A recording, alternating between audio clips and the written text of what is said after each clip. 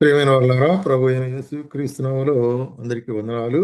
మరి మన ప్రభువును రక్షకుడైన యేసు క్రీస్తు వారి ఘనమైన నామమున ఈ దినం కూడా మనము మరి ఆయన వాక్య భాగాన్ని ధ్యానించుకొచ్చిన కృప కొరకై ఆయనకు స్తోత్రం చెల్లించుకుంటున్నాం. మరి ఈ దినం వాక్య భాగం కొరకై మార్కు సువార్త 16వ అధ్యాయము 2వ వచనం. వారు ఆదివారమున పెందలకడ లేచి బయలుదేరి సూర్యోదయమైనప్పుడు సమాధి వద్దకు వచ్చుండగా సమాధి ద్వారం నుండి మనకు ఆ రాయి ఎవడు పొర్లించుండి ఒకనితో ఒకరు చెప్పుకొనిచుండిరి. ఇక్కడ మరి ఆదివారం ఉదయకాలంలో సంభవించిన కార్యం. విశ్రాంతి దినం గడిచిపోగానే మగ్దలేని మరియు యాకోబు తల్లిన మరియు సలోమి వచ్చి ఆయనకు మరి పూయవలని సుగంధ ద్రవ్యుని తీసుకుని ఉదయకాలాన్నే బయలుదేరి వచ్చినాడంట. ఉదయకాలాన్ని very early in the morning అంటాడు. కాబట్టి ఆ, మరి దేవుని వాక్యములో ఉదయకాలమునే అనేటువంటిది ఆశీర్వాదములకు సాదృశ్యంగా ఉంటుంది అన్నమాట. మరి ఆశీర్వాదకరమైనటువంటి సమయం ఉదయకాలం అంటే అందుకొరకే మనం గమనిస్తున్నాము. ఉదయకాలాన్ని మన కార్యాలు ప్రారంభించాలా అనేటువంటిది మరి చూసినట్లయితే యేసు ప్రభువే మొట్టమొదటి మనకు ఎగ్జాంపుల్గా ఉదాహరణగా మనకు కనిపిస్తున్నాడు. ఇదే మార్కు సువార్త 1వ అధ్యాయము 35వ వచనంలో ఆయన అంటే యేసు ప్రభు పెందలకడనే లేచి ఇంకనూ చాలా చీకటి ఉండగానే బయలుదేరి అరణ్య ప్రదేశంకు వెళ్ళి అక్కడ ప్రార్థన చేయుచుండెను.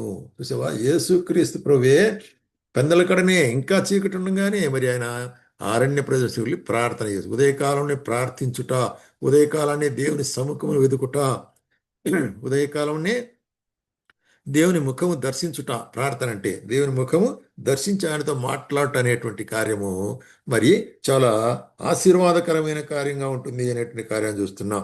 అందుకొరకే కీర్తనకర్త కూడా దావీదు ఏమంటాడంటే తన కీర్తనలో మరి 5వ కీర్తన 3వ వచనములో యెహోవా ఉదయమున నా కంఠస్వరము నీకు వినబడును, ఉదయమున నా ప్రార్థన నీ సన్నిధికి సిద్ధం చేసి కాచిందును. నేను కాచుకొని ఉంటాను ప్రభా, నీ సన్నిధానం కొరకై, నీ సముఖం కొరకై.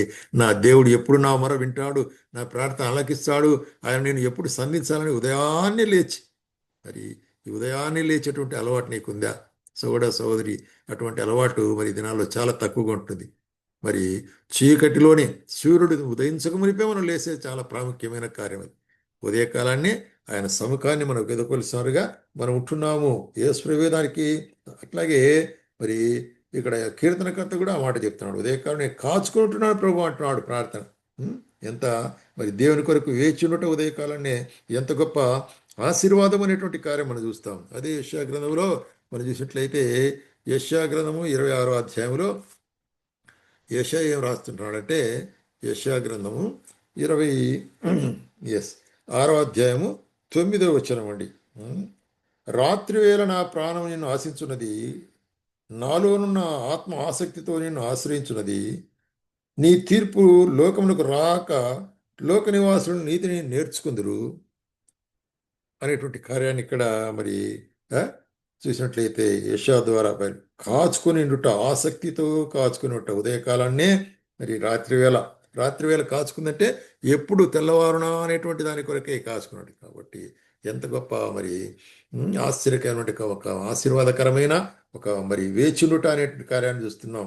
ఆయన కొరకు కాచుకొని ఉండుట, ఆయన యొక్క సన్నిధి కొరకు కాచుకుని ఉంటా, ఆయన ఆలోచన కొరకు కాచుకుని ఉంటా, ఆయన మార్గం కొరకు కాచుకుని ఉంటా, ఆయన నడుపుదల కొరకు కాచుకుని ఉంటా, అనేక కార్యాలు ఆయన వాక్యములో మనము కాచుకుని ఉండుట అనేటువంటి చాలా ప్రాముఖ్యమైన కార్యం.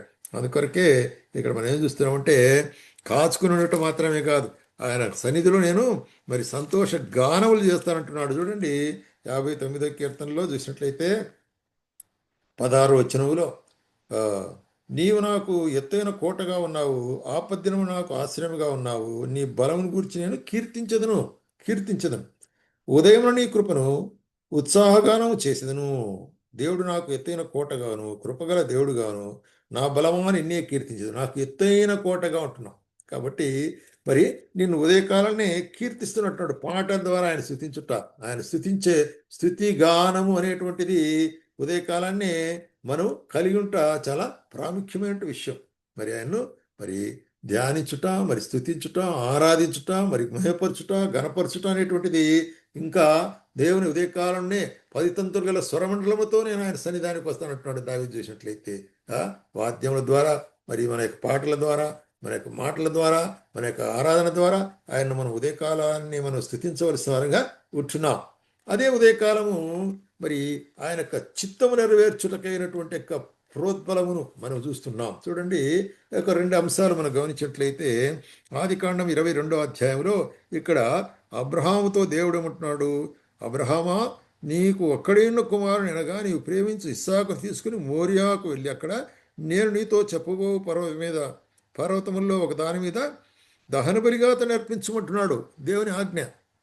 మరి చూసినట్లయితే రాత్రి దేవునికి ఆజ్ఞ అయింది. ఇంకేం చేసినాడు, అబ్రహాము తెల్లవారనప్పుడు అబ్రహాము లేచి, అంటే దేవుని ఆజ్ఞను నెరవేర్చే కాలం ఉదయకాలం అంటే, దేవుని ఆజ్ఞను వెంబడించే కాలం ఉదయకాలం అంటే, దేవుని స్వరాన్ని విని దాని ప్రకారం నడుచుకునే కాలం. వెంటనే ఏం చేశాడైనా, తెల్లవారినప్పుడు అబ్రహాము లేచి తన గాడిదకు గంత కట్టి తన పనివారుల ఇద్దరిని తన కుమారుని ఇస్సాకును వెంట పెట్టుకుని దహన బలి కొరకై కట్టెలను చీల్చి లేచి దేవుడు తనతో చెప్పిన చోటుకు వెళ్ళెను.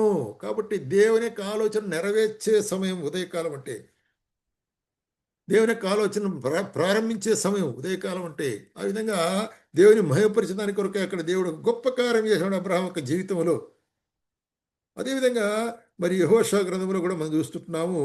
3వ అధ్యాయం 1వ వచనంలో యెహోషువ వేకువన లేచినప్పుడు అతడు ఇశ్రాయేలీయులను అందరూ షిత్తీము నుండి బయలుదేరి యోర్దానుకు వచ్చి దానిని దాటకమును పక్కన నిలిచిరి ఉదయకాలాన్ని. ఎందుకొరకు మరి అదే 2వ అధ్యాయం 24వ వచనంలో చూస్తున్నాం. ఏంటంటే మరి దేవుడు నాతో చెప్పింటున్నాడు, యెహోషువ అంటున్నాడు ప్రజలతో, మరి శత్రువులు మన చేతికి అప్పగిస్తానంటున్నాడు. కాబట్టి మనం భయము చేత ఆ దేశ నివాసులందరూ ధైర్యం చెడిపోయి ఉన్నారు. కాబట్టి లేచి ముందుకు సాగుదాం, ఆయన మనం వెళ్ళి స్వాధీనపరచుకోండి అని చెప్పినాడు. కాబట్టి ఉదయకాలాన్ని లేచి ఆయన చిత్తానుసారముగా ఆయన కార్యం జరిగించే దాని కొరకై అక్కడ ఉదయకాలాన్ని పని ప్రారంభిస్తున్నాడు. కాబట్టి ఉదయకాలం అనేటువంటిది ఎంతో ప్రాముఖ్యమైనటువంటి కార్యం ఉంటున్నది. అట్లాగే ఉదయకాలాన్ని మరి మన యొక్క విధులను నిర్వర్తించడం అనేటువంటిది ఒక ప్రాముఖ్యమైన కార్యం. ఉదయకాలంని ఆ దినమంతటి కొరకు మనము మరి పనులు ప్రారంభించేది ఉదయకాలం. కాబట్టి ఇక్కడ చూస్తున్నాం చూడండి, సామెతలు 31వ అధ్యాయము 15వ వచనం. ఎస్, ఆమె చీకటితోనే లేచి తన ఇంటి వారికి భోజనం సిద్ధపరచును, తన పనికత్తులకు భత్యం ఏర్పరచును, తన పొలమును చూచి ఆమె పొలమును చూచి దాన్ని తీసుకును. రైట్. తాను కూడబెట్టిన ద్రవ్యం పెట్టి ద్రాక్ష తోట ఒకటి నాటించును. కాబట్టి గుణవతి అయిన భార్యను గురించి, కాబట్టి ఈ గుణవతి అయినటువంటి భార్య సహధర్మచారిణి ఇంట్లో ఆమె యొక్క పనులు ఉదయకాలాన్ని లేచి మరి ఇంట్లో ఏమేమి అవసరము, పని వాళ్ళకి ఏమేమి అవసరము అనేటి కార్యాన్ని సమకూర్చి, పిల్లలకి ఏమి అవసరము, భర్తకి ఏమి అవసరం అనేటి తను సమకూర్చేది ఎంత గొప్ప మరి ఉదయకాలాన్ని జరిగేస్తున్నట్టుగా మనకు డ్యూటీస్ అనమాట.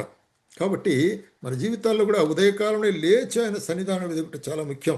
అట్లా లేకపోతే ఏమవుతుందంటే, సామెతల గ్రంథం 6వ అధ్యాయం 9వ వచనంలో చూస్తున్నాడు, సోమరి ఎందాక నీవు పండుకుని నువ్వు ఎప్పుడు నిద్ర లేచదువు, ఇంకా కొంచెం నిద్రించి చెముకునికదను, కొంచెం సేపు చేతులు ముడుచుకుని పర్లేదని నీవు అనుకుని చదువు. అంతే కదా. కొన్నిసార్లు పొద్దున్న లేపితే అంక లేస్తాలే అంటారు పిల్లలు, భార్య లేస్తాలే అంటుంది, భర్త లేస్తాలే అంటాడు. అది ఇట్లా ఉండేది పనికిరాదు. ఎందుకంటే అందుచేత దోపిడిగాడు వచ్చినట్లు దారిద్ర్యం అయితే వచ్చును. కాబట్టి దరిద్రం వస్తుందట. దోపిడిగాడు వచ్చినట్లు దరిద్రం నీ దగ్గరకు వస్తుంది, జాగ్రత్త. ఆయుధదారుడు లేచినట్లు లేమి అంటే మనకు పావర్టీ వస్తుంది, లేమి వస్తుంది. కాబట్టి ఆలస్యముగా నిద్రలేచేది అది తగదు.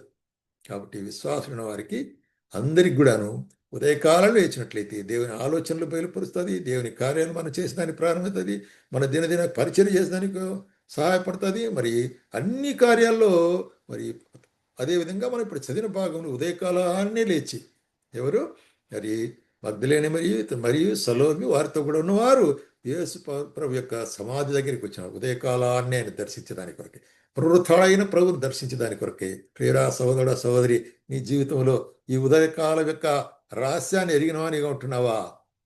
ఉదయకాలం లేచేది అలవాటు చేసుకో.